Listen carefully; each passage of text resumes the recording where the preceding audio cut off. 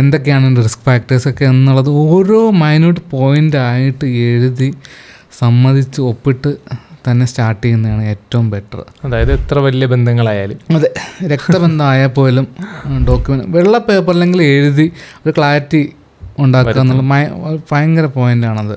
Okay. പിന്നെ നമുക്ക് ഇത് പാർട്ണർഷിപ്പ് അങ്ങനെ എഴുതിയാൽ മാത്രം പോരെ, നമുക്കത് അതിൻ്റെ എക്സിറ്റ് പ്ലാനും കൂടെ എഴുതണം.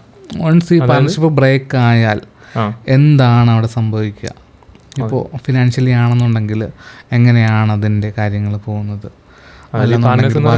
ലോസ് ആയാലും പ്രോഫിറ്റ് ആയാലും അതിൻ്റെ ഇടയിൽ ചിലപ്പോൾ ഈഗോ ക്ലാഷൊക്കെ വന്നിട്ട് മിസ്സാവാം. ബിസിനസ് എന്ന് പറയുന്നത് സെപ്പറേറ്റ് എൻറ്റിറ്റിയാണ്, അത് ഫ്രണ്ട്ഷിപ്പായിട്ട് യാതൊരു ബന്ധവുമില്ല.